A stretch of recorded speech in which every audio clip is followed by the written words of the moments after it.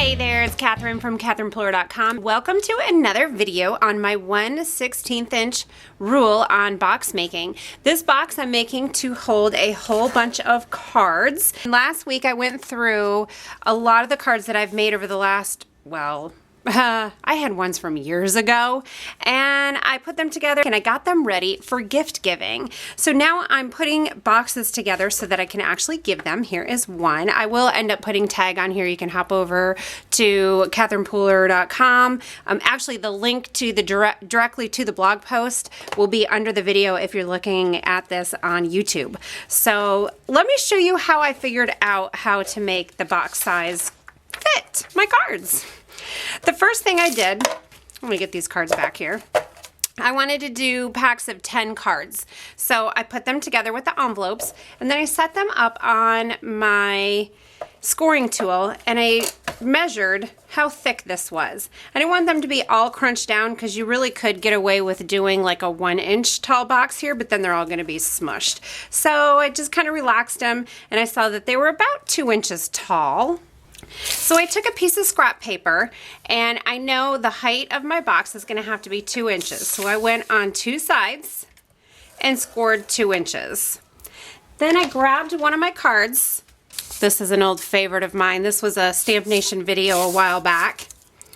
And I lined it up here because this right now I'm figuring what the bottom of the box is going to be. So I've got one fold here and one fold here. And I'm just going to make a little tick mark here and figure out where, there we go. There's my line here.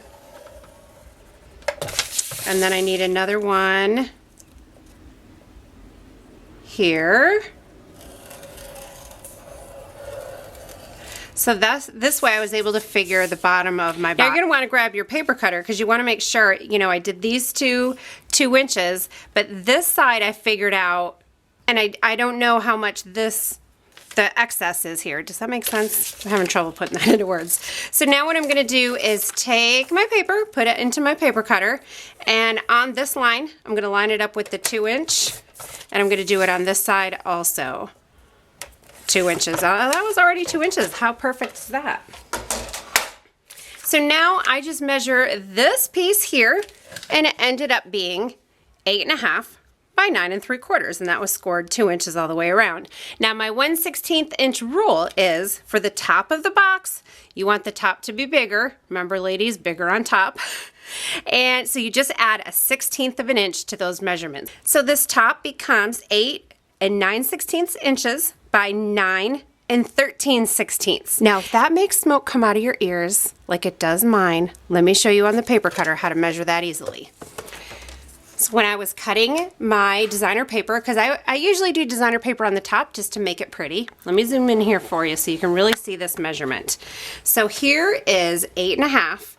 The 1/16 inch is the next line. So the paper cutter is divided into 1/16 inch increments. So just go 8.5 and then move over one line. So it's just a tiny. So now the scoring measurements are exactly the same. You're going to score 2 inches, 2 inches, 2 inches, and 2 inches.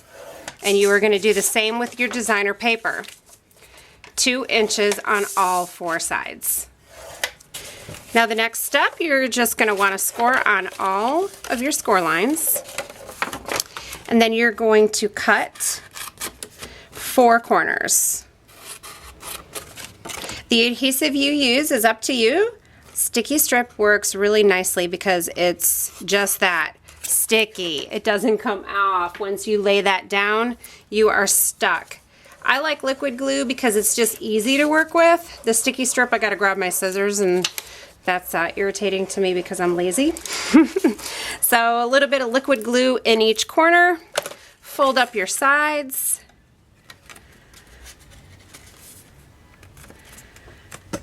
And you're going to do this top and bottom. And since the top is 1/16 of an inch larger than the bottom, when you add the top onto the bottom, it's going to fit. Hope you like this tutorial. Be sure to head over to my blog and see lots more inspiration. I'm so glad you visited today. Have a wonderful day.